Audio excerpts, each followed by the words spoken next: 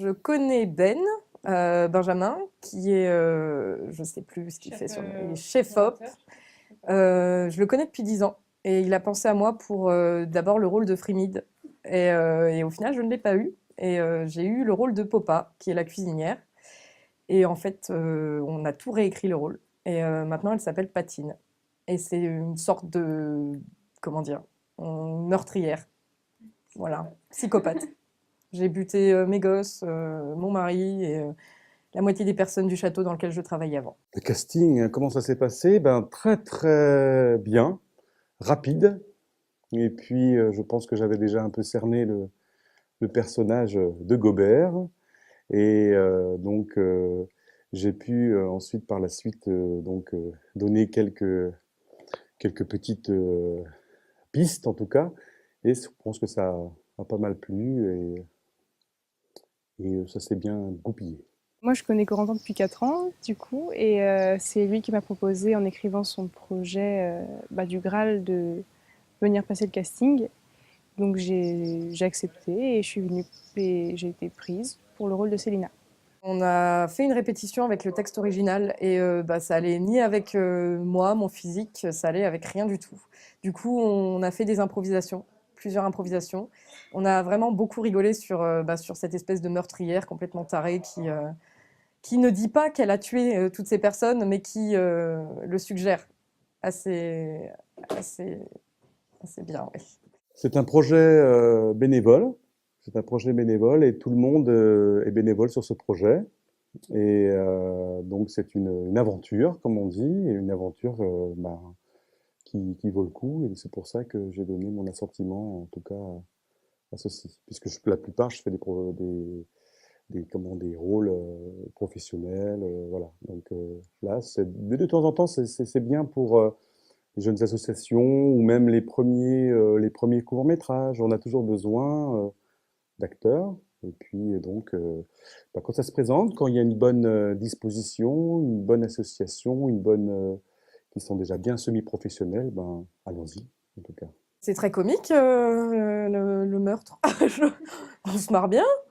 Ça peut être très trivial. Je suis vachement impressionné par le côté hyper pro des techniciens autour.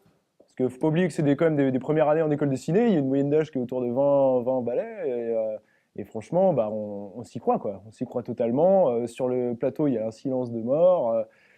Tout le monde est hyper sérieux dans son rôle. Pourquoi je veux participer à ce projet? Parce que c'est hyper intéressant, que c'est un projet costumé aussi que j'aime beaucoup, parce que c'est toujours des bonnes expériences. Ça se passe très très bien.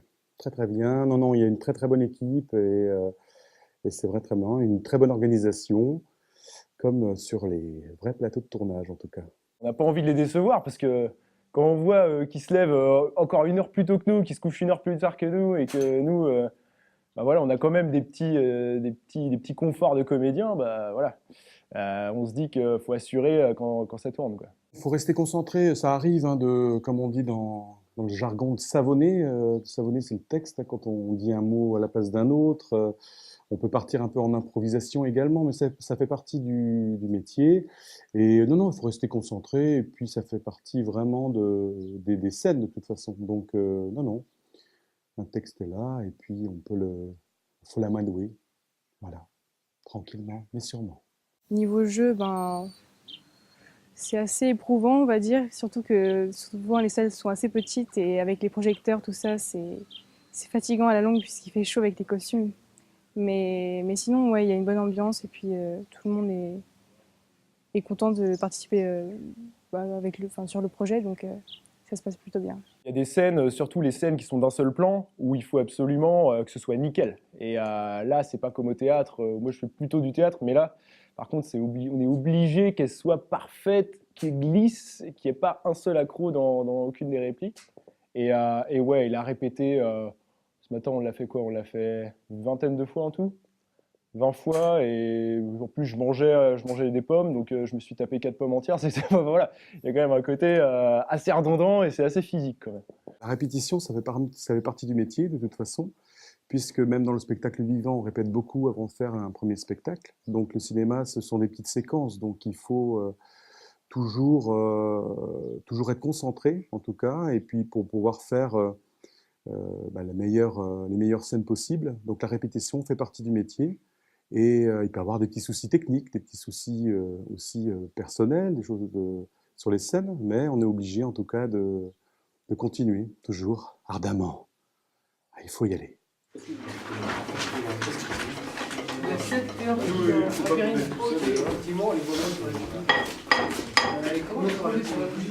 C'est moi qui dis alors.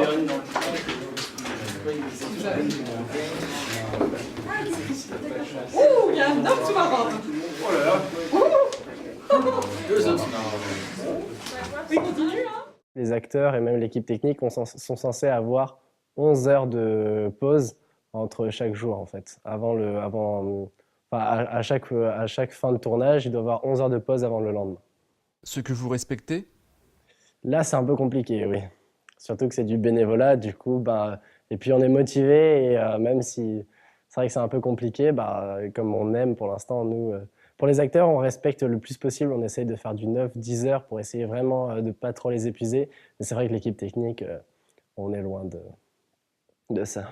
La fatigue, c'est vrai que c'est quelque chose, c'est un problème, on va dire, mais surtout que c'est sur une semaine de tournage. Comment on la gère, c'est être efficace, notamment, pas faire quelque chose d'inutile. Et ça aussi, c'est quelque chose que je dois prendre en compte pour l'équipe, pour chaque membre de l'équipe. C'est pour ça que chaque membre doit être efficace dans son poste, qui est personne de, on va dire, polyvalent en fait. Faut vraiment que chacun fasse les tâches qu'il a à faire pour que ça se passe au mieux et pour éviter la fatigue inutile.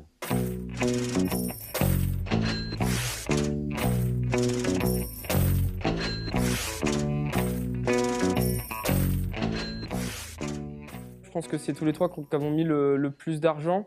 Genre, il y en a qui ont mis aussi d'autres. Je pense à Léo qui a aussi bien participé à un moment donné parce qu'on était un peu... qui a réussi à remotiver un peu la cagnotte parce que genre, il a rajouté beaucoup d'un coup et ça nous a bien soulagés.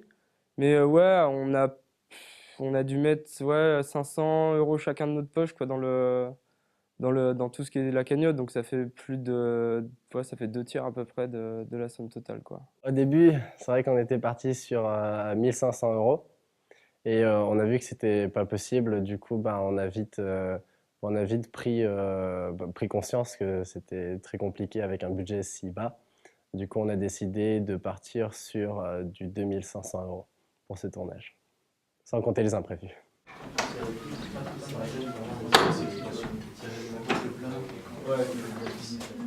Réalisateur, c'est répondre à toutes les questions qu'on peut avoir, à tous les doutes que les autres techniciens peuvent avoir, et puis c'est surtout prendre des décisions quand effectivement il y a des décisions à prendre et quand les choix doivent être pris. Action. Alors, t'as le goût du rassis. Suivant. Bonjour messire, je m'appelle Patine.